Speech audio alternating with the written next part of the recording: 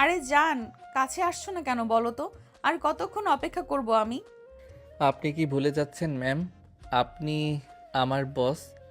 আপনার সাথে বিয়ে আমি কখনো মানতে পারবো না। আমি বস তাতে কি, বিয়েটা তো হয়েছে তাই না? হয়েছে, কিন্তু আমার ইচ্ছের বিরুদ্ধে। আমি কখনো চাইনি আপনাকে বিয়ে করতে। আরে জান, করতে চাওনি, করেছো তো। এই জন্যই তো বিয়েটা হয়েছে তাই না? আমি বাধ্য ছিলাম আপনাকে বিয়ে করতে, কিন্তু বিয়েটা মানতে পারবো না। জান, মেজাজ খুব ফুরফুরে আছে, তাই বলছি। রুড হতে বাধ্য করো না, আসো কাছে। জোর করে সব পাওয়া যায় না ম্যাডাম। বিয়ে হয়েছে ঠিকই, কিন্তু আপনাকে কখনো মানব না আমি। কথাটা বলার সাথে সাথেই তুলির মেজাজ হঠাৎ গরম হয়ে গেল। সে আর এক মুহূর্ত না দাঁড়িয়ে ঈশানের ঠোঁট কামড়ে কিস করতে লাগলো। ঈশান হতভম্ব হয়ে গেল। সে ভাবতেই পারেনি তুলি এটা করবে। ঈশান তুলিকে ধাক্কা দিয়ে সরিয়ে দিয়ে রেগে বলল, কি শুরু করছেন আপনি? বস বলে কি মাথা কিনে নিয়েছেন? না, বস বলে কিছু করছি না তো। করছি তো স্ত্রী হিসেবে, যেটা আমার অধিকার আছে। তুমি চাইলেও আমার অধিকার থেকে বঞ্চিত করতে পারবে না ঈশান। অবশ্যই পারবো। এই বিয়ের কোনো ভবিষ্যৎ নাই। মানি না আপনাকে। আমার কাছে আসার চেষ্টা করবেন না বলে দিলাম। তোমার কি মনে হয় তোমার কথা শুনবো আমি? এই তুলি কারোর কথায় চলে না, বুঝতে পেরেছো? তাই যা বলছি চুপচাপ মেনে নাও। আমি আপনার হাতের পুতুল না, যে যা বলবেন সব মেনে নিব। আমি একজন মানুষ, আমার স্বাভাবিকভাবে বাঁচার অধিকার আছে। তোমার স্বাধীনতায় তো হস্তক্ষেপ করছি না। আমাকে আমার অধিকার বুঝিয়ে দাও, তাই হবে। বাবার টাকা আছে বলে জোর করে সব পাবেন ভেবেছেন? বিয়ে করতে পারলেও অধিকার কখনো পাবেন না। টাকা দিয়ে মানুষ সব হাসিল করে, আমিও করব। এরপর ঘরটা হঠাৎ করেই ভারী হয়ে উঠল। তুলির চোখে তখন আগুনের ঝিলিক, আর ঈশানের মুখে জমে আছে জেদ আর অপমানের ছাপ। ঈশানের কথাই তুলির বুকের ভিতরটা কেমন জানি মোচড় দিয়ে উঠল। সে অভ্যস্ত নয় কেউ তার সামনে এভাবে মাথা তুলে কথা বলুক। তবুও ঈশান আলাদা ভীতু নয়, নতজানু নয়। আমার সাথে বেশি বাড়াবাড়ি করবে না ঈশান, খুব খারাপ হবে। খারাপ হলে হোক, অনেক নেচেছি আপনার ইশারায়। অফিসে বস, বাড়িতে বউ এসেছেন, সব জায়গায় শুধু আপনার হুকুম আর না। তুমি আমার স্বামী, তোমাকে মানতেই হবে। এই জন্মে না ম্যাডাম, সরি। জোর করে পাওয়া ভালোবাসা হয় না। কথাটা শুনে তুলির ভেতরটা কেঁপে উঠল। সে থমকে গেলেও হার মানার মেয়ে নয়। ধীরে ধীরে ঈশানের সামনে গিয়ে দাঁড়ালো। ভালোবাসা চাইনি আমি, অধিকার চাইছি। অধিকার মানে দখল না তুলি। আমি কোনো ফাইল না, যেটাই সাইন করে নিজের করে নিলেন। তাহলে বুঝিয়ে বলো, এই বিয়ের মানে কি? মানে একটা ভুল, যেটা আমাকে শ্বাস নিতে কষ্ট দিচ্ছে। ঈশানের কথা শুনে তুলির বুকের ভিতরটা কেমন করে উঠল। সে রাগ লুকিয়ে জানালার দিকে ঘুরে দাঁড়ালো। বাইরে রাতের আলো ঝিলমিল করছে, অথচ তার ভেতর অদ্ভুত অন্ধকার। তুলি পেছন ফিরে গলা ভারী করে, আমি কি এতটাই খারাপ? খারাপ না, কিন্তু জোর করে নিজের বানাতে চাওয়াটা ভুল। আমি কখনো কাউকে চাইনি, কিন্তু তোমাকে চেয়েছি। চাইলে সম্মান দিতে হয়, শিকল না। তুলির চোখ হঠাৎ ভিজে উঠল, কিন্তু সে তা দেখাতে দিল না। গলার স্বর শক্ত করে নিল। তুমি আমার কাছ থেকে পালাতে পারবে না ঈশান। অফিসে, বাড়িতে, জীবনে সব জায়গায় আমি আছি। থাকবেন, কিন্তু হৃদয়ে ঢুকতে পারবেন না। চ্যালেঞ্জ নিচ্ছি, এই তুলি যাকে চায় তাকে নিজের করেই ছাড়ে। আর আমি যাকে মানি না তাকে কোনোদিন মেনে নেই না। দুজনের মাঝখানে তখন নিঃশ্বাসের দূরত্ব। বাতাস পর্যন্ত যেন থমকে গেছে। ভালোবাসা নয়, এটা ছিল দুটো শক্ত মনের সংঘর্ষ। তুলি ধীরে ধীরে পিছিয়ে বিছানার পাশে দাঁড়ালো। আজ যাও, কিন্তু মনে রেখো, যুদ্ধটা শুরু হয়ে গেছে। যুদ্ধ জোর করে জেতা যায় না তুলি। দরজা বন্ধ হওয়ার শব্দে ঘরটা নিস্তব্ধ হয়ে গেল। তুলি একা দাঁড়িয়ে রইল। চোখে তখন আর রাগ নেই, আছে অদ্ভুত এক জেদ আর ভাঙা অভিমান। ঈশান দরজাটা টেনে বন্ধ করে বাইরে এসে দাঁড়ালো। বুকের ভিতরটা এখনো ধক ধক করছে। তুলির চোখের আগুন, কথার তীব্রতা, সব মিলিয়ে মাথা ভার হয়ে আছে তার। করিডোরে পা দিতেই হঠাৎ মায়ের কণ্ঠ ভেসে এলো। এই যে ঈশান, বাইরে কি করছিস এত রাতে? ঈশান থমকে গেল। মায়ের দিকে তাকাতেই মুখের রাগটা একটু নরম হয়ে গেল। মা, ঘরে থাকতে পারলাম না। কেন? তুলি তো ভেতরে আছে, নতুন বউকে একা রেখে বাইরে?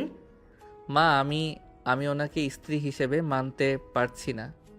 কি বলছিস? কেন মানতে পারবি না? মেয়েটা তো খারাপ না, শিক্ষিত, ভদ্র, প্রতিষ্ঠিত। ভদ্র হলে জোর করতো না মা, আমার ইচ্ছের বিরুদ্ধে বিয়ে করিয়েছে।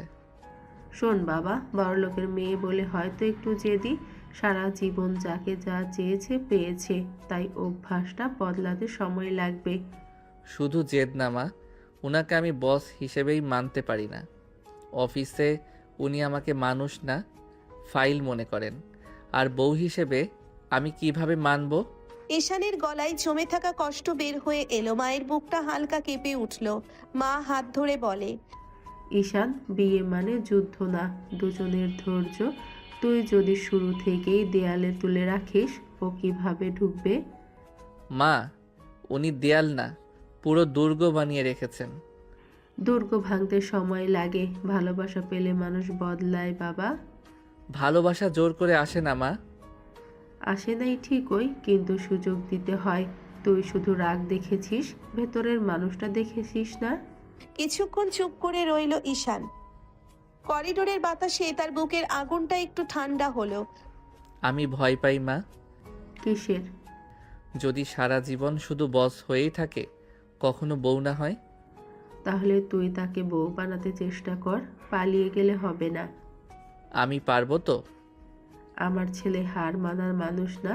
যা বাবা, ঘরে যা। নতুন সম্পর্ক ভয় পেলে ভাঙে, সাহস করলে টেকে।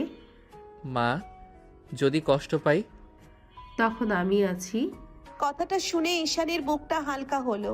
সে ধীরে ধীরে দরজার দিকে ফিরল। ভেতরে তুলি অপেক্ষা করছে, রাগী বস নাকি জেদি বউ সেটা আজও পরিষ্কার না। ঈশান ধীর করে দরজাটা ঠেলে ভেতরে ঢুকলো। মাথার ভেতর এখনো মায়ের কথাগুলো ঘুরছে।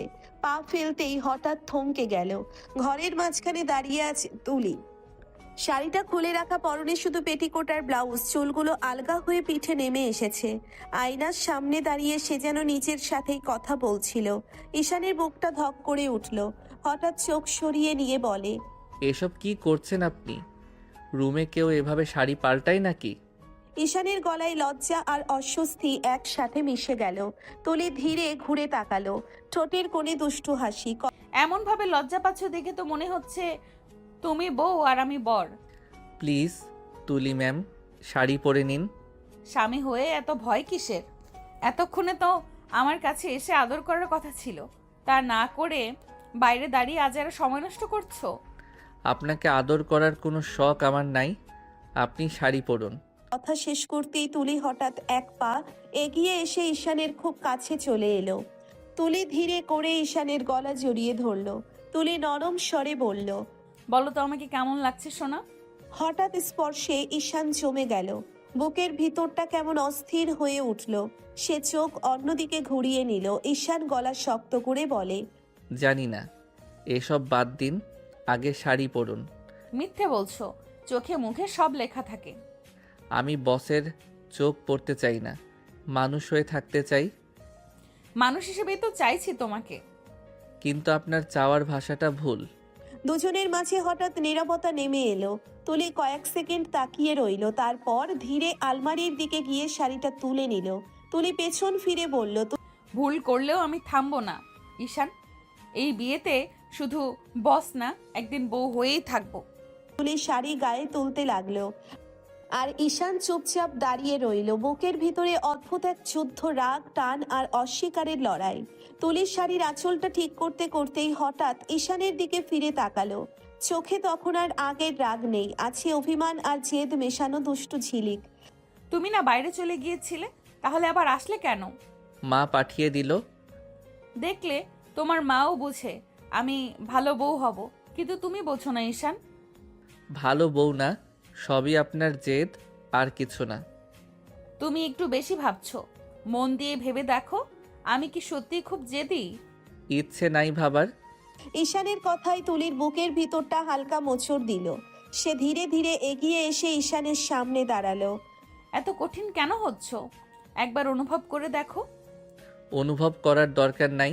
তুলি হঠাৎ সাহস করে খুব কাছে চলে এলো। আলতো করে ঈশানের ঠোঁটে একটা ছোট্ট চুমু ছুঁয়ে দিল। তুলি ফিসফিস করে বলে, একটু আদর করে দেখো, নেশা লেগে যাবে। মুহূর্তের জন্য ঈশান থমকে গেল। বুকের ভেতর কেমন অচেনা আলোড়ন উঠল, কিন্তু পরক্ষণে সে নিজেকে সামলে নিল। ঈশান গম্ভীর গলায় বলে, ছলনায় জড়ানোর ইচ্ছে নাই আমার। কথাটা শুনে তুলির চোখে মুহূর্তের জন্য কষ্ট ভেসে উঠল, কিন্তু সে হার মানার মেয়ে নয়। ছলনা না, চেষ্টা করছি তোমাকে আপন করে নিতে। আপন মানে জোর না ম্যাম। তাহলে শেখাও আমাকে কিভাবে ধীরে ধীরে কাছে আসতে হয়। কথাটা শুনে ঈশান কিছু বলল না, শুধু তাকিয়ে রইল। তুলির চোখে তখন দুষ্টুমি নয়, এক ফোঁটা সত্যিকার অপেক্ষা। ঘরের বাতাস হঠাৎ ভারী হয়ে উঠল। দুজনের মাঝখানে জমে গেল না বলা অনেক কথা।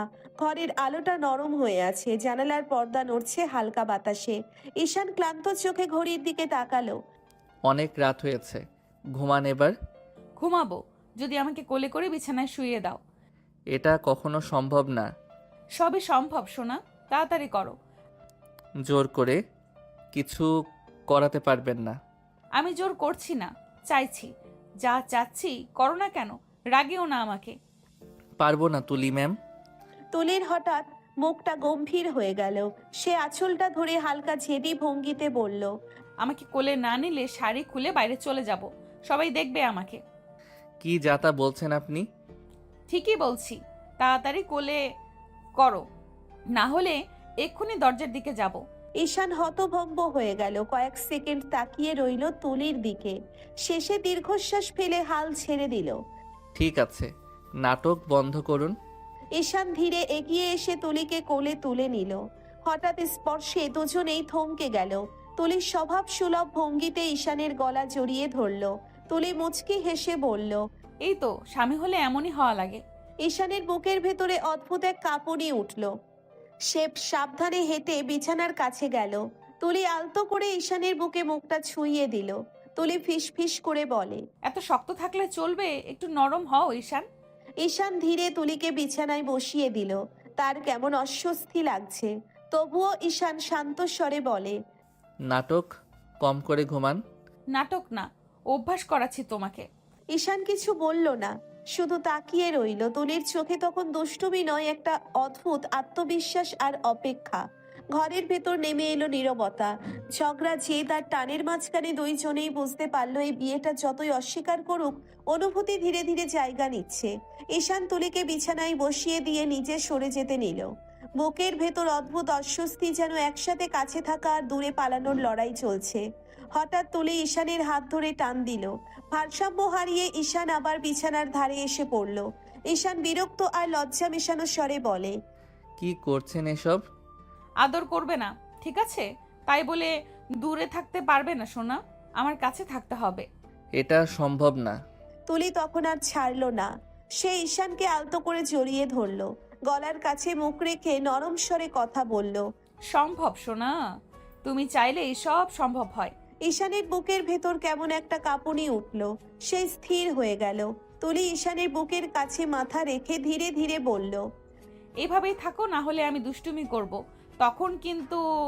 তখন দায় তোমার। আপনি মানুষকে শান্ত থাকতে দেন না, তাই না? স্বামীকে কাছে টানা দোষ নাকি? জোর করে কাছে টানা দোষ।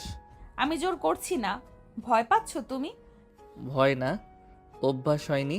তাহলে আজ থেকে অভ্যাস করো। ঘরের আলো ম্লান হয়ে এলো।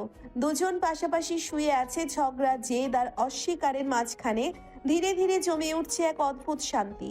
ঈশান আর কিছু বলল না। সে বুঝে গেছে এখন কিছু বললেও লাভ নেই। তুলির জেদের সামনে কথা চলে না। চুপচাপ পাশ ফিরে শুয়ে পড়ল। একটু পরেই তুলি কাছে সরে এসে ঈশানকে শক্ত করে জড়িয়ে ধরল, যেন ভয় সে আবার পালিয়ে যাবে। ঈশানের বুকের উপর মাথা রেখে ধীরে ধীরে নিঃশ্বাস ফেলতে ফেলতে ঘুমিয়ে পড়ল। ঈশান চোখ বন্ধ করে রইল, ঘুম আসছিল না। বুকের উপর তুলির নিঃশ্বাস, গলার কাছে তার চুলের ছোঁয়া, সব মিলিয়ে অদ্ভুত এক অস্থিরতা। তবুও একসময় ক্লান্তিতে চোখ লেগে গেল। সকাল, জানালা দিয়ে রোদের আলো ঢুকতেই ঈশানের ঘুম ভাঙল। নড়তেই টের পেল তুলি এখনো তাকে জড়িয়ে ধরে আছে। ঈশান ধীরে বলল, তুলি ছাড়ুন, অফিস যেতে হবে। অফিস গিয়ে কি করবে? তোমার বস তো এখানেই। তাতে কি, অফিস তো আছে। কাল বিয়ে হয়েছে, আজ কিসের অফিস? দুদিন পরে যেও। এই বিয়ের মূল্য নাই, কাজটাই মন দিয়ে করতে চাই। কথাটা শুনে তুলি কনুইয়ে ভর দিয়ে উঠে বসলো। যেন সাত সকালে সে মেজাজ গরম করতে চায় না। তুমি বেশি বুঝো না, জীবন শুধু অফিস না, সম্পর্কও। সম্পর্ক জোর করে হয় না। কিন্তু সময় দিলে হয়। সময় লাগবে, কিন্তু অফিস ফাঁকি দিয়ে না। স্বামী হয়ে প্রথম দিনেই বসের কথা অমান্য করছো। স্বামী নয়, এখনো কর্মচারী। দেখো, একদিন তুমি নিজেই বলবে এই বসটাই আমার বউ। ঈশান কিছু বলল না, শুধু শার্টটা তুলে নিতে নিতে একবার পিছনে তাকালো। তুলি তখন বিছানায় বসে আছে, চুল এলোমেলো, চোখে ঘুম আর জেদ মেশানো দৃষ্টি। ঈশানের বুকের ভিতর কোথাও একটা অদ্ভুত নড়াচড়া হলো। সে নিজেও বুঝলো না কেন। ঈশান ফ্রেশ হয়ে বেরিয়ে এলো, চুলে পানি ঝরছে, আয়নার সামনে দাঁড়িয়ে শার্টটা গায়ে তুলছে। বোতাম লাগাতেই তুলির কণ্ঠ ভেসে এলো পেছন থেকে। তাহলে তোমাকে ছুটি দেওয়া হলো? ছুটির দরকার নাই আমার। অবশ্যই দরকার আছে, নতুন বিয়ে করেছো, বউকে সময় দিতে হয়। ঈশান শার্টের বোতাম ঠিক করতে করতে তুলির দিকে তাকালো। ঘুম ভেঙেছে সবে, খারাপ লাগছে না। ঈশান বলল, বউকে মানি না, সময় দেওয়ার প্রশ্নই আসে না। কথাটা শুনে তুলি আর বসে থাকলো না। সে বিছানা থেকে নেমে ধীরে ধীরে এগিয়ে এসে ঈশানের গলা জড়িয়ে ধরল। তুলি নরম স্বরে বলল, একটু তাকিয়ে দেখো তো কেমন লাগছে আমাকে। ঈশান অনিচ্ছায় চোখ তুলল। ঘুম ঘুম চোখ, এলোমেলো চুল, মুখে স্বাভাবিক একটা মায়া। তুলিকে সত্যিই আলাদা লাগছে, কিন্তু সে মুখ শক্ত করে বলল, একটু ভালো না। মিথ্যে বলছো, চোখে সব ধরা পড়ে। আমি নাটক বুঝি না। তাহলে একটু খুলে দেখাই, তখন ভালো লাগবে। লজ্জা শরম কি গুলিয়ে খেয়েছেন নাকি? তুলির হাসি আরো চওড়া হলো, যেন ঈশানকে বিব্রত অবস্থায় ফেলে সে অনেক খুশি হয়েছে। স্বামীর সামনে লজ্জা কিসের? স্বামী বললেই সব করা যায় না। কিন্তু সম্পর্ক মানেই একটু ছাড়, একটু সময়। সময় অফিসে দেব, এখানে না। তুমি শুধু কর্মচারী হয়ে থাকতে চাও, মানুষ হয়ে না। মানুষ হতে চাই, কিন্তু নিজের মতো। আমি তোমার মতো হতে সময় দেব, কিন্তু দূরে ঠেলে দিও না। ঘরের ভেতর হঠাৎ নীরবতা নেমে এলো। ঈশান বোতাম লাগানো শেষ করে ব্যাগ তুলল। বের হওয়ার আগে একবার ফিরে তাকালো। তুলি তখন দাঁড়িয়ে আছে, চোখে জেদ আর ভেতরে কোথাও লুকানো অপেক্ষা। ঈশান সিঁড়ি দিয়ে নামতেই নিচে বসার ঘর থেকে মায়ের কণ্ঠ ভেসে এলো। কই যাস? ঈশান থমকে দাঁড়ালো, কাঁধে ব্যাগ, মুখে গম্ভীর ভাব। মায়ের সামনে পড়বে ভাবতেই পারেনি সে। অফিস। কাল বিয়ে করলি, আজ কিসের অফিস? জানো তো সব, তাও কেন বলছো? মায়ের মুখটা একটু শক্ত হয়ে গেল। তিনি কাছে এসে দাঁড়ালেন, ছেলেকে একটু কড়া কণ্ঠে বলল, এত কথা শুনতে চাই না। আজ বাড়িতে আত্মীয় স্বজন আসবে বউ দেখতে, তুই না থাকলে খারাপ দেখাবে, তাই যাওয়ার দরকার নাই। আমি থাকতে চাই না মা। তুই কি বুঝিস কি বলছিস?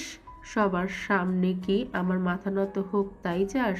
ঈশান কিছুক্ষণ চুপ করে রইল। সে জানে মানুষের সামনে থাকলে মিথ্যে অভিনয় করতে হবে। তারপর ধীরে বলল, আমি অভিনয় করতে পারি না মা।